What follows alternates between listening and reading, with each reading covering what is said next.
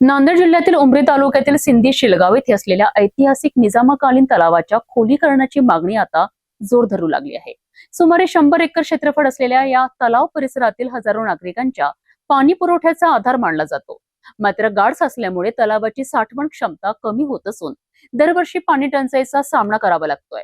ग्रामस्थांचे म्हणणे आहे की शासनाने योग्य वेळी लक्ष दिल्यास अनेक गावांचा पाणी प्रश्न कायमस्वरूपी सुटू शकतो। उमरी तालुक्यातील सिंदी शिलगाव येथे निजामकालीन काळातील एक मोठा तलाव असून तो आजही परिसरातील पाणी पुरवठ्याचा महत्त्वाचा स्रोत आहे। सुमारे 100 एकर क्षेत्रफळ असलेल्या या तलावावर सिंदी शेलगावसह पळसगाव, ढोलुंबरी, शिवणगाव, डोणगाव आणि सिंधी तांडा या गावातील नागरिकांचे मोठ्या प्रमाणात अवलंबित्व आहे। गावाची लोकसंख्या 5 ते 6 हजारांच्या आसपास असून दरवर्षी उन्हाळ्यात तीव्र पाणी टंचाईचा सामना करावा लागतोय। तलावात मोठ्या प्रमाणावर गाळ साचल्यामुळे पाणी साठवण क्षमता कमी झाली असल्याचे ग्रामस्थांचे म्हणणे आहे। तलावाची वैज्ञानिक पद्धतीने खोलीकरण आणि गाळ काढण्याचे काम झाल्यास भूजल पातळीत वाढ होईल, विहिरींना पाणी उपलब्ध होईल, तसेच शेती आणि पिण्याच्या पाण्याचा प्रश्न मोठ्या प्रमाणात सुटू शकतो।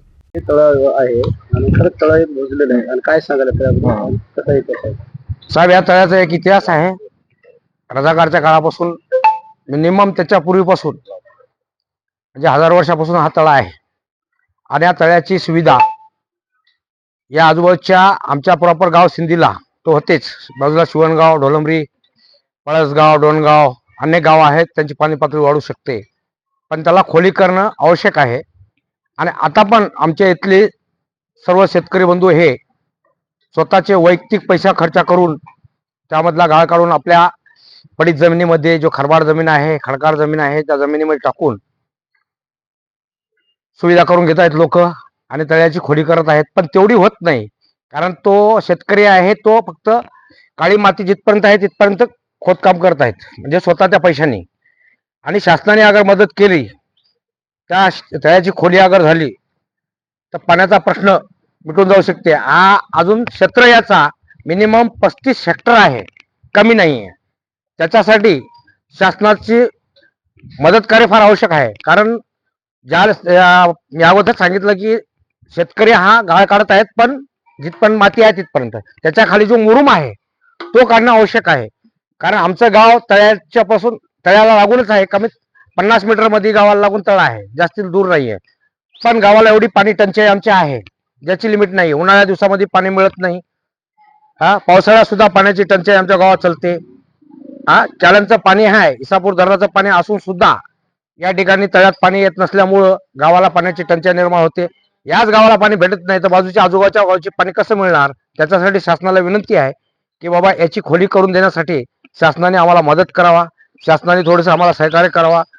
आज शेतकरी आपल्या हिशोबानं तर स्वतःचे पैसा खर्च करून करणार, फक्त माती काढण्यापुरतं, फक्त मुरुम काढण्यासाठी आणि खोली करण्यासाठी शासनाने याचं पुढचं निवेदन घ्यावं, ही माझी शासनाकडे मागणी आहे आणि जनतेची मागणी आहे। धन्यवाद। मात्र शासनाकडून अद्याप कोणतीही ठोस कारवाई झालेली नसल्याचा आरोप ग्रामस्थांनी केला आहे। त्यामुळे गावातील शेतकरी स्वतःच्या खर्चातून दरवर्षी तलावातील गाळ काढण्याचे आणि खोली करण्याचे काम करीत आहेत। तलावाचे क्षेत्र मोठे असल्याने हे काम केवळ लोकसहभागातून पूर्ण होणे शक्य नसल्याचे सांगत ग्रामस्थांनी शासनाने निधी उपलब्ध करून देत कायमस्वरूपी उपाययोजना करावी अशी मागणी केली आहे। पाण्याविषयी बोलायचं म्हणलं तर सिंदी गावामधील जवळपास 5000 लोकसंख्या आहे। 5000 लोकसंख्या असे शेजारी तळ आहे, लागून गावच्या जवळपास 35 एकर जमीन आहे। त्याच्यामध्ये थोडं गाळ साचला होता, ते शेतकऱ्यांनी काढून नेला, पण त्याला त्याची आणखीन खोली झाली, त्याचं आणखीन जे लोकांना अतिक्रमण केलं ते काढण्याची व्यवस्था शासनाने केली, आणखी खोली केली, तर या जवळपास या तळ्याचा फायदा भोवतालच्या 2-3 खेड्याला होऊ शकतो। ढोलंबरी झालं, शिवणगाव झालं आणि अत्यंत म्हणजे सिंधीसाठी सगळ्यात महत्वाचा पाण्याचा विषय आहे। हा प्रश्न सिंधी तांडा आणि सिंधीसाठी तर मिटणारच। शासनाला एवढीच विनंती करू शकता बाबा तळ्याची जेणेकरून खोली कशी वाढवता येईल, त्याचा प्रयत्न कसा करता येईल याची शासनाने दखल घेऊन वरिष्ठ स्तरावर रुंदीकरण करून खोली। त्यानंतर म्हणलं तर सिंधी गावामध्ये शेतकऱ्यांनी स्वतः स्वखर्चानं या तळ्यामधील गाळ काढला, स्वखर्चानं, आणि जवळपास या 4 खेडे या तळ्यावर अवलंबून आहेत। आणि अतिक्रमण झालेलं थोडं शासनानं अतिक्रमण काढून खोली करण्याची व्यवस्था करावी. थोडं पाण्याची मुबलकता प्रमाण जास्त प्रमाणात होईल. सिंदी शेलगावचा हा ऐतिहासिक तलाव केवळ जलस्रोत नसून हजारो नागरिकांच्या जीवनाशी निगडीत आहे. तलावाचे खोलीकरण झाल्यास अनेक गावातील पाणी टंचाई दूर होण्यास मदत होणार आहे. आता शासन या मागणीकडे किती गांभीर्याने पाहते आणि कोणती पावले उचलते याकडे परिसरातील नागरिकांचे लक्ष लागले आहे.